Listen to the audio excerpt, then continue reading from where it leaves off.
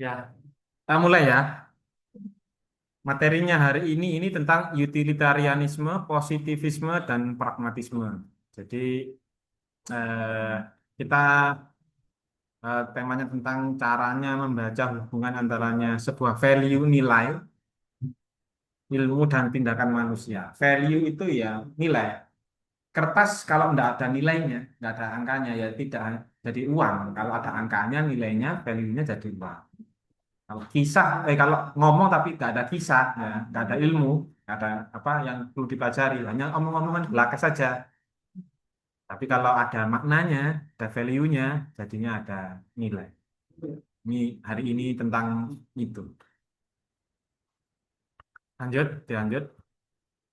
Hmm. Jadi pendekatan utilitarianisme sama aplikasinya ini ya.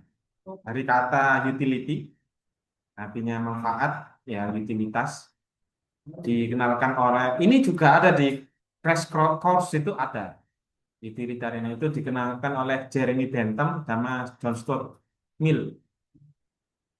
Jadi prinsip utamanya utilitarianisme ini tindakan yang benar adalah yang menghasilkan manfaat lebih besar bagi jumlah orang yang terbanyak. Jadi kemarin itu kan kalau ada terlalu efek satu ada empat kita memilih yang nabrakkan ke satu aja. Yang empat ini kita selamat, gitu kan, atau lima atau enam ini selamat. Jadi mengorbankan yang golongan yang sedikit agar Indonesia selamat misalkan ya. Gitu. Gitu katanya Jeremy Bentham, katanya utilitarianism begitu. Di prinsipnya itu kebermanfaatan yang lebih banyak gitu.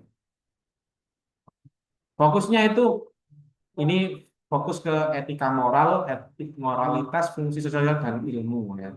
Jadi fokusnya kita itu tidak hanya eh, berpikir, tapi ini ke moralitas diterapkan ke dunia dunia praktis kayak gini. Kalau kamu bingung memilih sesuatu, ini ini orang ini kaya tapi tua, atau dia itu muda tapi nggak punya uang, milih yang mana kan?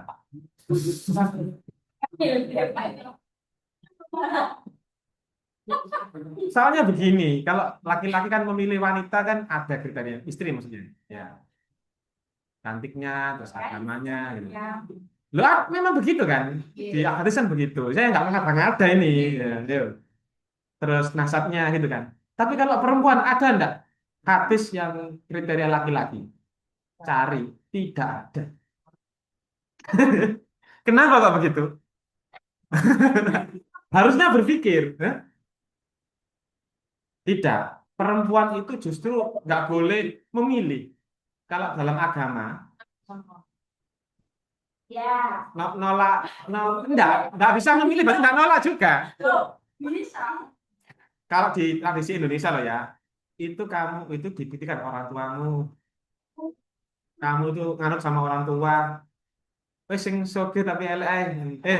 Apa sepuh ae. Loh, tapi sekarang kenyataannya seperti itu.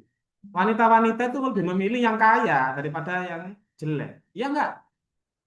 Ayo, apa realitanya?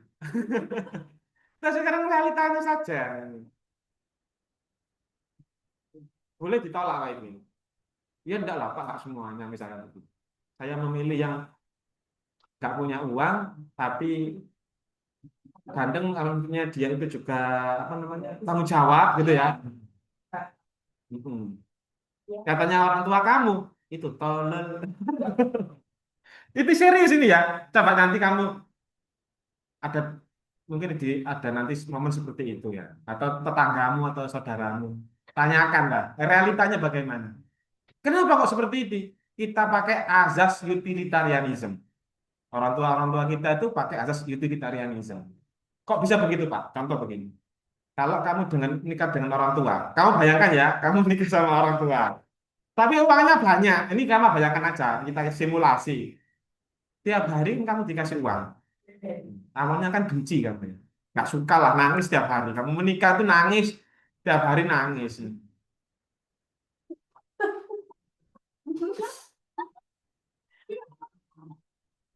Tonggo-tonggomu sampai roh, oh itu gak patut, soalnya sama orang tua gitu ya. Kamu gak berani keluar sampai kok dirasani tonggo, terus nang omah tok nangis tok. Iya kan kamu begitu kan? Masuk kamu seneng, rek? Kan enggak kan ya, pasti ada sedih-sedihnya. Tapi tiap bulan kamu tuh dinafkahi. Misalkan 50 juta lah. Kebanyakan ya. Terus normalnya orang kaya ngasih berapa sih? Raffi Ahmad ngasih ini 100 juta. 100.000. Satu bulan, satu bulan.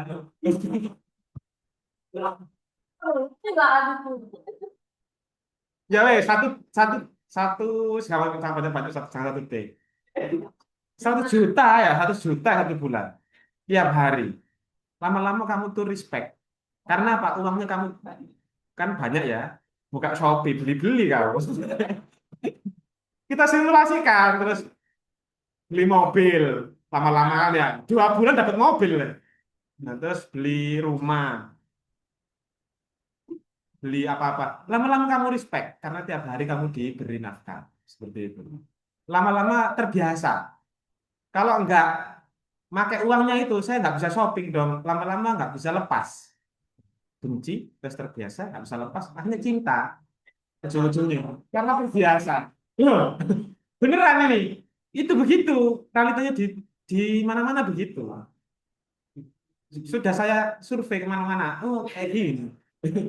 Lama-lama benci, nggak mau. Tapi lama-lama terbiasa, nggak bisa lepas. Akhirnya karena kamu hormat ya, karena kamu hormat, karena banyak uang, dia tua juga berwibawa. Beneran iki.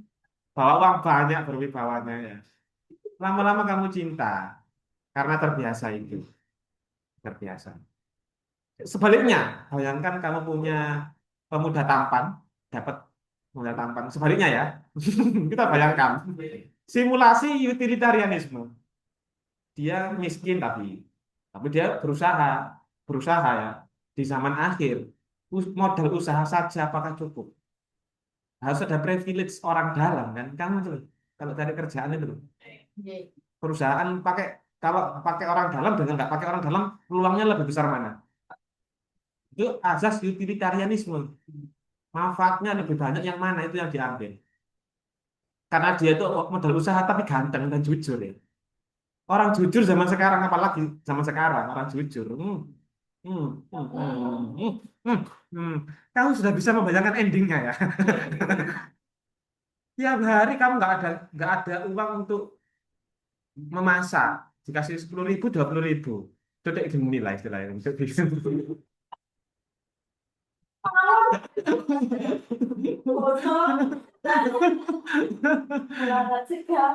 Gitu. Bayangkan, bayangkan. Tiap hari kamu dia mancing karena nggak dapat kerjaan, nunggu lamaran, mancing deh. Buat masak nih, buat masak ya kan mancing biasanya. Itu sak Indonesia itu umbruan kayak gini korek. Bawahnya kayak gitu tuh. Orang-orang kayak gitu tuh. Ya nggak saya nggak menghina ya, nggak menghina. Nggak, ini realita. Kayak gitu tuh. Apa kok mancing sumpah nang jero omah diomelin bojo terus. Gitu kan orang-orang itu loh. Mulai-mulai nggawa iwak cilik siji sih kan ngono. Di Serabang. Ini enggak tahu kan. Lama-lama kamu itu awalnya cinta. Awalnya cinta nih, lama-lama nggak respect kamu. Karena nggak menghargai karena dia nggak ada ya kewajibannya nggak dilaksanakan. Masuk dari kerjaan langsung enggak. Memang usahanya berat ya tapi ini. Lama-lama kamu nggak respect, kamu benci akhirnya ujung-ujungnya. Itu realitanya begitu, realistisnya begitu. Terus saya bagaimana nih Pak?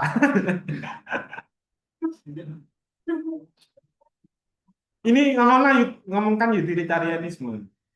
Kalau kamu minta orang yang kaya, biasanya sih gandengannya wong tua. Sudah anak satu atau dua.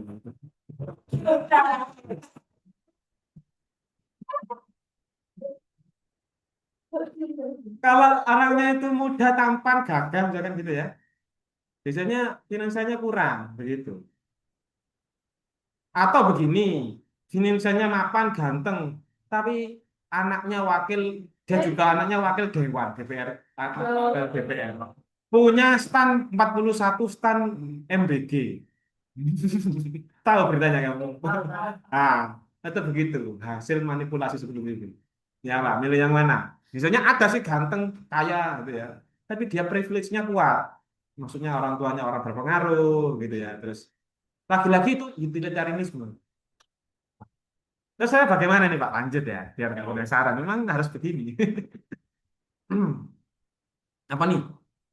Ciri-cirinya. Menilai satu ya, menilai tindakan ini yang buat Bapak sebelah ini. Berdasarkan hasil dan manfaatnya dalam, jadi kita menilai tindakan itu, tindakan itu dinilai dari hasil dan manfaatnya. Kalau nggak ada manfaatnya, nggak diambil. Kalau ada nilainya, jangan diambil. Gitu. Tidak prosesnya. Kamu kan kalau orang ganteng tadi itu ya, kalau ganteng itu kan prosesnya ya. Begitu bullshit itu. Ya yang kaya dong. Kan nanti tinggal ini Pak, dijegal nanti kan jatuh. Dapat warisan dong.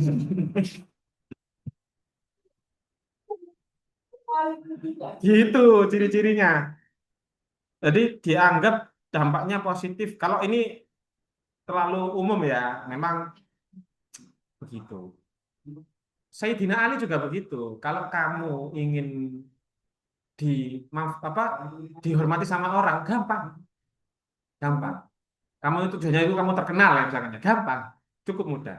Kamu baiki aja semua orang. Kamu kasih uang kayak orang-orang nyalon partai kemarin apa pemilu ngasih uang aja dipilih kan. Realitanya kan begitu kan. Bah itu uang itu nggak peduli backgroundnya apa. Justru dia nggak ngasih uang, tapi orangnya jujur. Apakah kamu pilih kemarin? Tidak. Kita ngomongkan realita, utilitarianisme seperti itu. Kamu memilih yang dia jujur baik. Ya enggak kan? Kamu pilih yang ngasih uang 100 apa 200 ya? Sing seket gak tak pilih, wes. Sing 100 tak pilih. Dapat kemarin.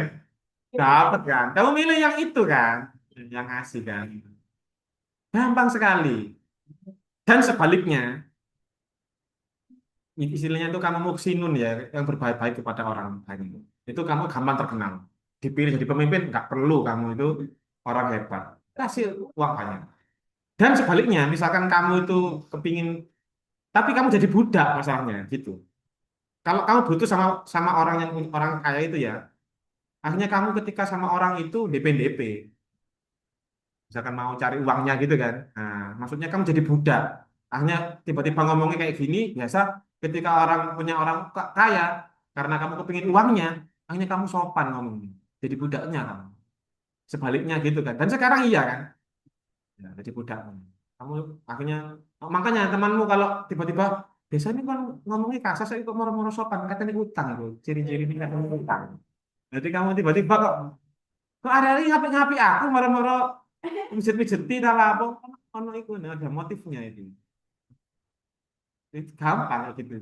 Jadi eh, makanya kamu kalau sama orang itu jangan ada ketergantungan. Jangan ada motif kepingin apa. Ya. Sama orang ganteng juga sama. Jangan ada motif ingin dicintai jadi budaknya kamu.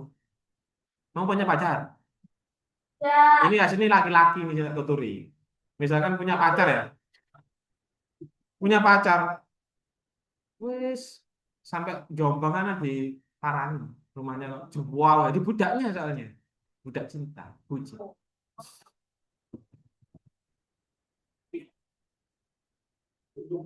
apa katanya orang-orang tai tai kucing rasa apa coklat apa tai ayam rasa coklat kayak gitu-gitu karena nggak dibudak karena ada keinginan itu loh andai kan kamu nggak ada keinginan sama orang kaya pun santai aja kamu saya dia nggak ada apa-apa dengan saya nggak manfaat manfaat dengan dia dia juga manfaat saya pernah gitu sama dekat sama orang-orang bupati, wali, wakil bupati pernah itu biasa aja. Enggak, saya nggak berharap apa-apa sama mereka, soalnya biasa aja. Ya ngomongnya biasa kayak gini. Ketika kamu berharap sesuatu itu kekalahan. Kamu tadi itu asas utilitarianisme. Sayyidina Ali. Nomor dua ciri-ciri. Memang harus pakai cerita-cerita begini biar kebahagiaan, happiness, sejahtera, wealth, wealth ya sejahtera ya. Contoh penilaian medis diarahkan untuk mengurangi penderitaan manusia. Ini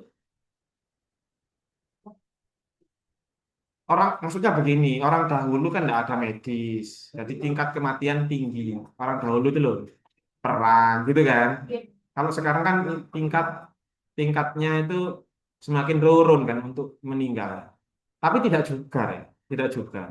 Totalitarianisme ini nggak juga seperti itu, nggak juga seperti itu. Karena begini, contoh negara-negara maju justru angka apa namanya kematiannya juga tinggi, gitu. Karena dia mungkin stres atau apa. Justru orang pedesaan justru sejahtera.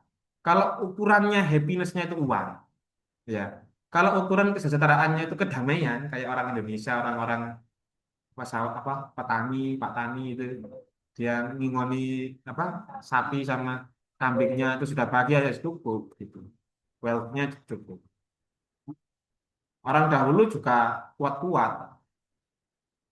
Sekarang saya tanya, kamu ini generasi Z beneran ya?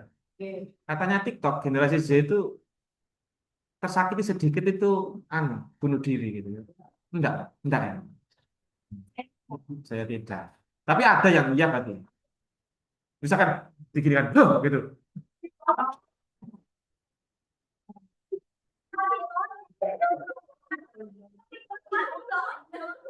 Orang Jawa itu kena penyakit dek kagetan orang ini mati. Ditinggal pacarnya nikah, bundir. Ada ya gitu. Kamu lihat ya, orang-orang pedesaan. Bahkan ketika COVID kemarin, ketika pedesaan ketika COVID, dia nggak ngefek, nggak pakai masker. Kamu tuh mon orang macul pakai masker? Enggak. Dan dia nggak apa-apa. Coba kamu nanti eksperimen ya, eksperimen sosial buat YouTube atau buat TikTok itu. Mandek kau nang sawah, pas orang kau macul ya. Lihat net lo neng ini. Ngerti jawab. Maju, maju. Ngerti tak? Dia pasti jawabnya begini. Lah pokoknya dulu dulu. Pacul kan. Kalau gawe seorang ini ya. Kuat-kuat mereka itu kuat-kuat. Mental health-nya kuat karena dia terbentuk dari apa kesusahan-kesusahan. Kalau makanya saya itu sama orang-orang kampung itu, Pak, sambutan melarat itu, Rek, sambutan melarat, sambutan nggak punya uang gitu kan. Terus kak bawa bu, gitu kan. Bojo sampean ibu-ibu iki, bojone iku senengane delok dangdut. Padahal ngerti, duitnya mek 20.000. Punya uang 25.000. Iku wis karepe nang langsung nang dangdut. Ada kan? Ada. Punya uang 25.000 digawe delok koplo tak dangdut itu. Bersyukur aku sama apa wis daripada aku duwe sak wis aku gak bayang maksiat apa deh. Foto ndi wis. Terus alhamdulillah. Waduh rek anggite sampean wong soleh itu ya kacau. Sampean pikir wong ngono iku sing kacau, wong soleh-soleh ya kacau. Ustaz-ustazmu jangan-jangan sing kacau. Pak Yai kan gini. Saya pernah ketemu Gus siapa ini ya ngomong gini. Pak, harusnya sama nikah 4, Pak. Katanya begitu. Ya, ya kan begitu rata-rata. Rek. Iya enggak? Waktu mesti ngomongannya bojo papat, bojo sakit lah. Lelah apa kok ngono? Ya mengentaskan alasannya ya, mengentaskan janda-janda. Nah, alasannya begitu. Se- Sama akhirnya sok ngurangi rondo-rondo. Tapi mikirnya kacau deh, mikirnya kacau. Andaikan, ya yang Jogeto kabeh 100 ya. Misalkan 100. Sak yai bojone papat. Berarti entasno papat ping 100 piro? 400 janda di Jogeto sudah hilang, Bos. Kacau gak? Kacau. Sama yang sudah mengentaskan kemiskinan dan menyelamatkan janda 400. Apa nih gak kacau? Sama nih duit. Mboten kata ya siji ae. Ora duwe duit ngopeni karo apa? Ngipi Gus ngipi dari katanya gitu. Intinya ngipi lah dia. Ya mikir-mikir kacau gitu tapi kreatif ya. Kayak gitu-gitu nggak apa-apa, tak dilakukan. Justru kalau diem-diem itu justru yang bahaya. Diem-diem tiba-tiba istrinya ngomong, wah, kacau. Orangnya kamu anggap alim, istrinya banyak, wah kacau. Justru mending orang yang jujur, teman-temanmu desa-desa, gitu, orang-orang kampung. Kamu pernah ke desa-desa gitu? Ikut-ikut yasinan, tahlilan pernah? Mungkin nanti ya, kalau sudah punya suami ya, ikut-ikut gitu. Kalau sekarang mungkin di rumah dulu. Harus perawan ini melakukan waktu kan nggak pantas. Aku terawih itu ikut-ikut jamaah di masjid. Habis ini kan puasa ya. Ikut, ikut.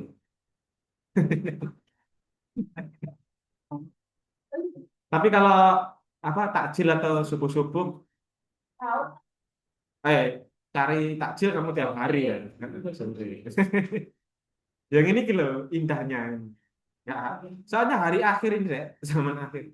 Kamu berbuat diem tok ya dapat pahala. Soalnya banyak maksiat-maksiat itu buahnya. Meneng-meneng kalau maksiat gampang. Di HP-mu itu banyak maksiatnya. Banyak kan? Ini ngerasani bener itu manual ya, dari mulut ke mulut tetangga ya. Saya ini gampang rek. Wis delok HP wis. Komen tik mbok mbok sak Indonesia melu ngerasani. Gampang lho rek online. Ngerasani online ini cepet lho. Itu tadi mau bahas apa saya astagfirullah. Ini kalau. Hmm. Apa ini nomor tiga ciri-ciri? Bersifat tele, teleologis, menilai dari akibat bukan niat. Kamu nilainya itu hasil akhirnya. Kan sebab itu kan di sebelum, akibatnya kan di belakang. Dia nilai itu akibatnya, bukan sebabnya, bukan niatnya. Kalau di agama kita kan niatnya, ya kan? Kalau Ghazali kan niatnya. Kalau Ghazali kan yang penting niatnya. Enggak, kalau ini tuh akibatnya. Untuk masyarakat yang membaca sastra menabung, contohnya ini ya, menabung untuk menciptakan dampak positif dan membangun, ya baik, hasilnya baik. Ya, kita lihat akibatnya, akhirnya kita itu lihat hasil akhirnya ya, akhirnya kita itu nabung. Tapi semakin ke sini ditinggal itu. Jepang itu, Jepang itu dia karena selalu melihat akibat hasil akhir, padahal belum terjadi nih, belum terjadi. Dia itu galau, sudah galau akhirnya bunuh diri itu kan sering di Harakiri atau di Korea yang pokoknya negara-negara maju lah. Singapura itu sekarang ada karena stres ya.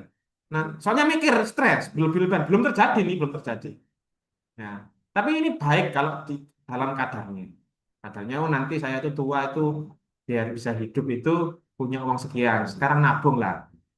Anak muda begini kamu apalagi wanita, kamu nanti biar nggak diremehkan suamimu nanti. Kamu harus punya tabungan wajib itu buat beli emas atau tanah atau apa gitu loh. Biar nggak diremehkan gitu. Macam-macam memang. Kadang-kadang menikah itu wah ribet, ribet. Paling ribet itu nikah. Pikir enak tak gitu ya? Enggak. Kelihatannya. Makanya kita belajar begini itu fungsinya itu memang bukan tekstual saja. Kita terapkan di dunia nyata. Kamu kalau ada masalah di rumah, siapa tahu pakai filsafatnya Jeremy Bentham tadi selesai.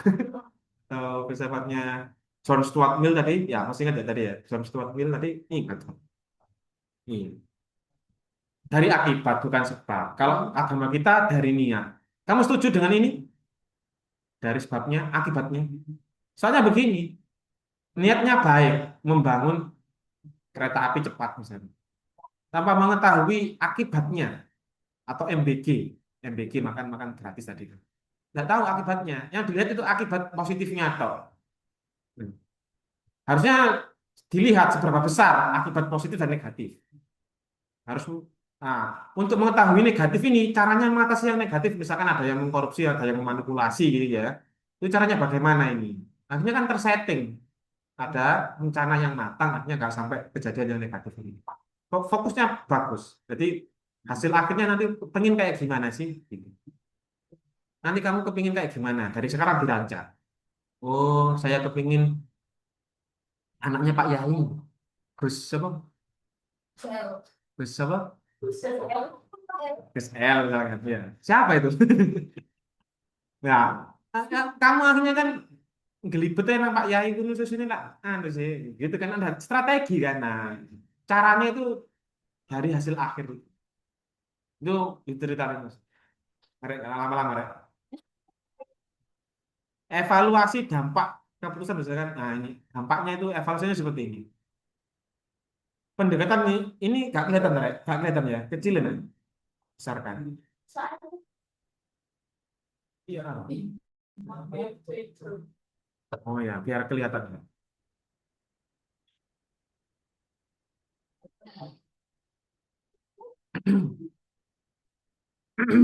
Di Indonesia itu begitu. Kita itu politik itu kan pakai partai, ya kan? Politik itu kan pakai partai. Kamu biar tahu aja, nggak usah ikut-ikut politik. Nggak usah, Mas. Nggak usah. Jangan, Mas. Penting nggak usah ya. Ikut-ikut, jangan ikut-ikut politik. Tapi wajib tahu ya. Jadi kamu kan ini kan saya bacakan. Menilai keputusan berdasarkan dampak sosial dengan fokus pada kesejahteraan publik yang maksimal. Terus kritiknya ini saya teruskan aja biar selesai. Meskipun bermanfaat, pendekatan utilitarianisme sering dihadapkan dengan kritik terkait pengabaian hak individu.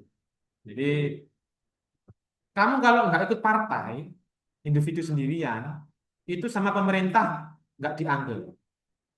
Jadi, padahal dia itu wakil rakyat kan, partai itu kan seharusnya kan mewakili. Partai itu nanti itu kan outputnya kan dewan, DPR RI, DPRD, DPR apa daerah, sama pusat itu loh. Ya, itu kan dari usulan partai. Kamu milih, misalkan milih A gitu ya, tapi daripada partai PDI gitu ya, dia bisa nggak terpilih dia.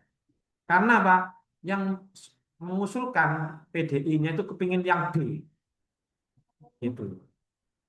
Nah, hak individu kayak kamu kayak gini nih nggak begitu iya, nggak direken sama pemerintah. Beliau lebih memilih yang paling bermanfaat. Oh, partai ini membangun negara. Satu orang ini nggak membangun negara ini, rakyat ini, habisi aja. Satu desa ini malah membebani negara, habis. Yang membangun orang-orang koruptor, meskipun satu orang, dua orang gitu ya, tapi dia itu bermanfaat bagi negara, pertahankan ini, koruptor ini. Gitu. Tapi memang realitanya begitu. Kamu kalau punya anak buah, misalkan, anak buahmu itu dia korupsi, tapi dia tuh menguntungkan kamu, sama orang yang dia nggak korupsi, tapi dia nggak juga menguntungkan, nggak merugikan. Kan kadang-kadang orang itu lebih milih yang menguntungkan itu, kadang-kadang. Itu. Kritiknya mengabaikan hak individu. HAM itu tidak ditegakkan. Yang murni seperti ini tuh Cina. Jadi negara komunis itu transaksional. Kamu ke kampus kayak gini, ke kampus. Kampus ini ketika lulus, saya dipekerjakan di mana, bayarannya mana. Ini di Cina itu begitu, transaksional. Harus jelas.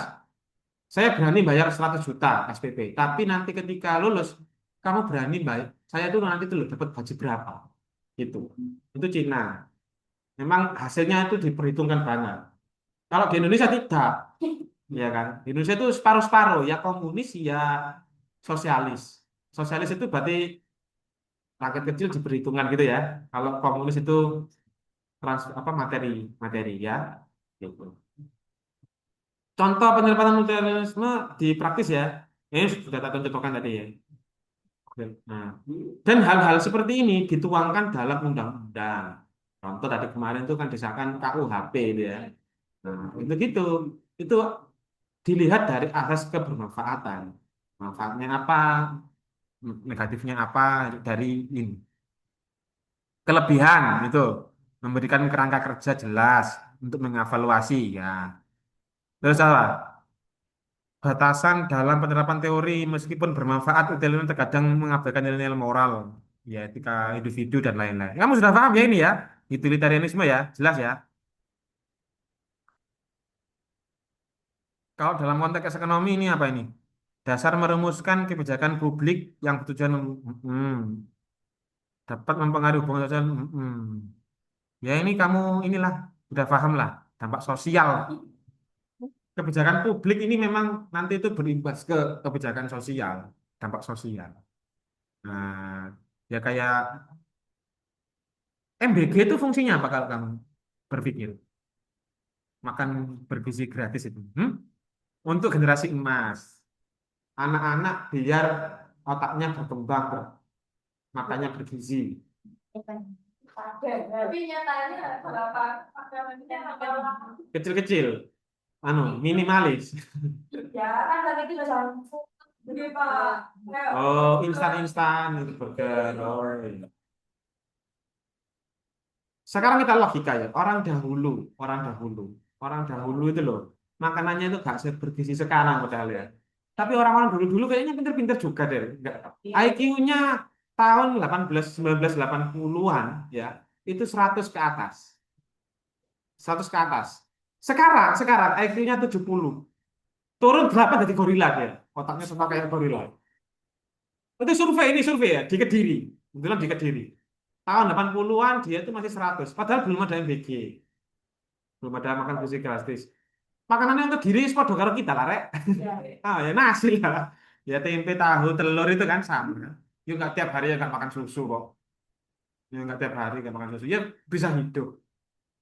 Kata siapa kita nggak bisa memaksimalkan otak ini? Dari dulu otak kita ya maksimal. Masa gak maksimal otak kamu, Rek? Ya mati kan. Ya stroke ya gak maksimal stroke gitu. Kadang-kadang banyak hal-hal yang perlu kita pertanyakan kembali. Otaknya tidak bekerja secara maksimal karena makanan. Iya kan, misalnya begitu. Lah orang dahulu-dahulu itu hidup-hidup aja, pinter-pinter. Ibu kamu hidup kan, mbah-mbah kamu mah pinter kan, bisa hitung-hitungan kan.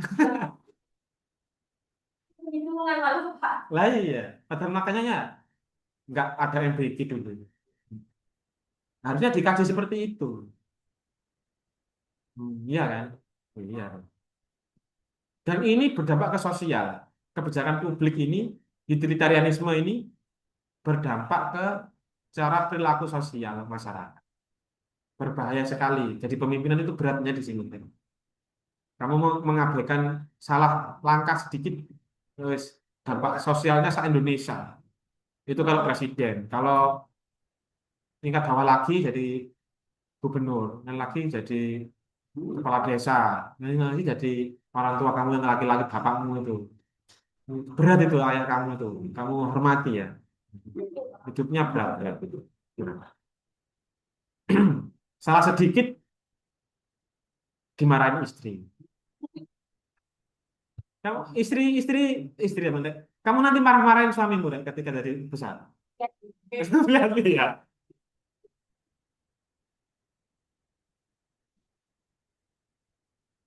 Berat itu ya.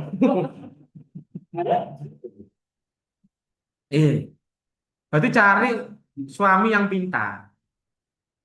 Cari suami yang pintar. Heeh. Yang enak diajak ngomong, gini, diskusi. Iya kan? Heeh. Kalau kamu mau marah-marah, loh, sebentar. Wanita itu kan kalau nggak cerita ke seseorang itu nggak enak kan? Ya, betul. Kalau suamimu pintar, kan ingin didengarkan tak kan kamu? Iya kan? Iya, setuju. Pokoknya perlu lah dengan perempuannya itu, ya kan? Iya. Tapi kalau kamu punya suami pintar, nampeli dia. Nampeli itu memberi balasan yang teoritis ya apa kamu? Memberi jawaban yang berbelit. Inginnya kan didengarkan tak ya? Diceramai kau, dinasehati kau. Nah, apa? Siap. Kalau kalau kalau pintar gitu ya. Kalau pintar. Ya itu pilihan. Kamu harus lihat dampaknya. Oh kayak gini ya. Otaknya kamu setting. Aku kalau punya suami pintar ya apa ya? Simulasi lah di otak kamu.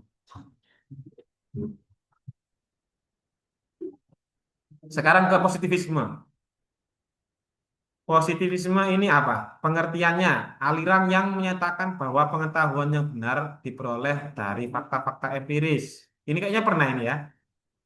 Yang itu yang diamati, bisa diukur, dibuktikan melalui pengalaman dan eksperimen. Ini pernah kamu ini ya.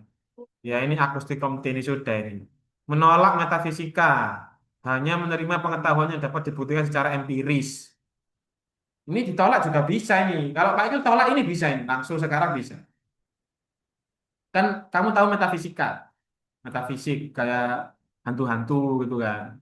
Terus apa yang metafisik? Jangan ini katanya orang tua itu. Jangan apa namanya? Potong kuku jangan malam-malam. Apalagi yang dilarang-larang. Yang mitos-mitos itu kan metafisik ya. Apa? Gak boleh nyapu malam-malam. Hmm. Terus apa lagi?